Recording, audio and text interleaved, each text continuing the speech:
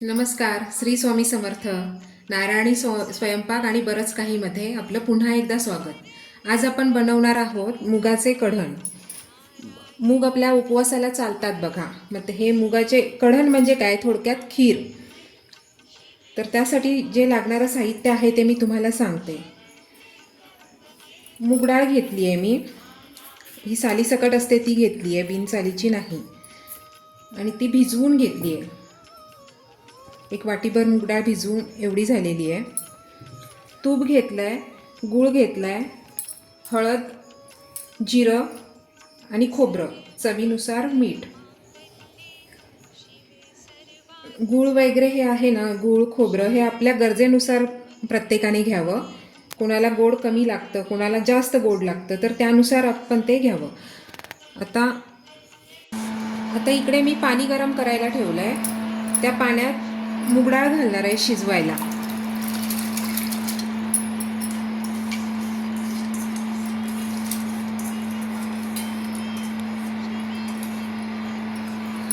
मूग डाळ शिजेपर्यंत आपण आता मिक्सरला खोबरं आणि लावून घेऊ. मी एवढं खोबरं बाजूला करते आहे, मला पाहिजे तेवढं घेतलं. तर हे जिरं यातलं अर्ध घालणार आहे.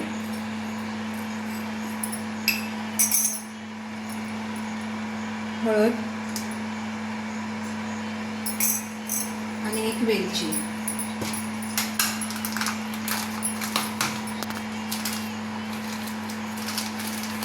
वेलची पण मी यातच टाकते आणि वाटून घेते. मागच्या व्हिडिओत दाखवल्याप्रमाणे मुगाचा वरचा फेस जो आहे उकळताना येतो तो आपण काढून टाकतोय.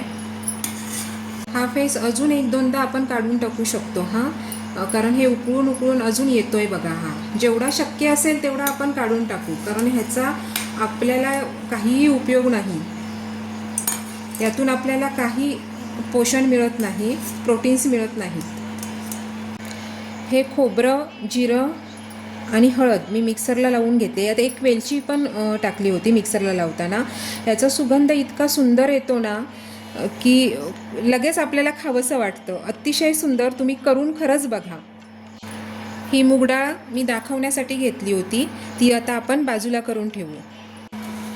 हे अजून येतोय बघा, काढून घेते. डाळ पण शिजली आहे छान बघा.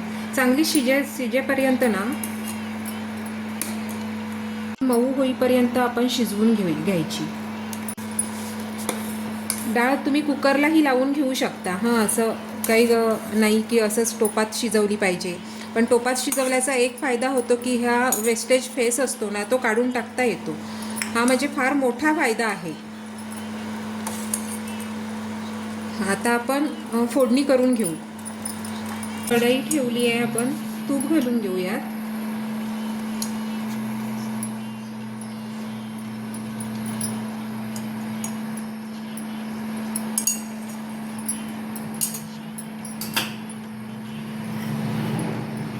यात आता मी काजू आणि मनुके घालून घेते.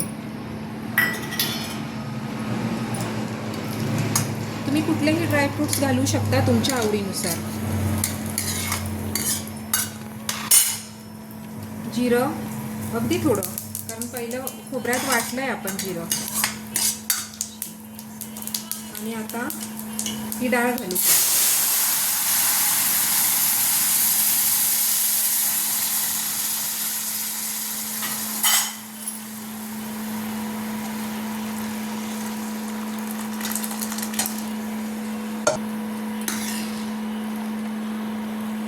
उकळी येते तोपर्यंत आपण हे खोबऱ्याचं आणि वाटण जे केलेलं होतं ना, खोबरं, वेलची, जिरं हे घालू.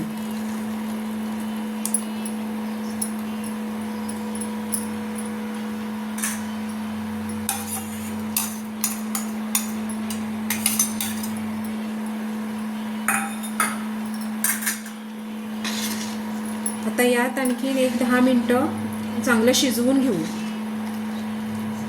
रंग कसा छान आलाय बघा.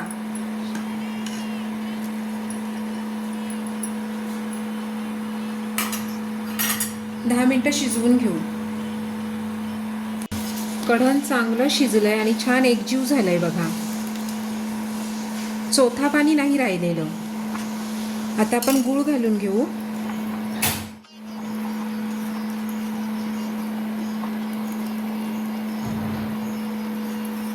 आवडीनुसार कमी जास्त तुम्ही घालू शकता.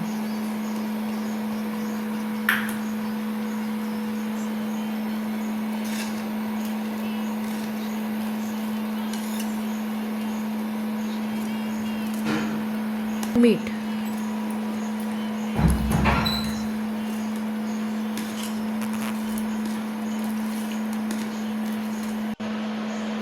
आपलं मुगाचं कढण तयार आहे. आता आपण हे बाउलमध्ये काढून घेऊ.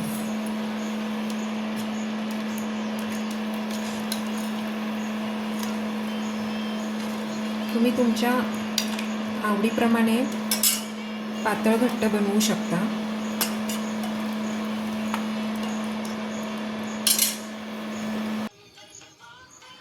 तयार आहे आपलं मुगाचं कढण. उपवास असतो तेव्हा आपण दिवसभर उपाशी असतो, शुगर लेवल आपली कमी होते, त्यावेळेस हे यात गूळ टाकलेला असल्यामुळे, गोड असल्यामुळे शुगर लेवल मेंटेन राहते.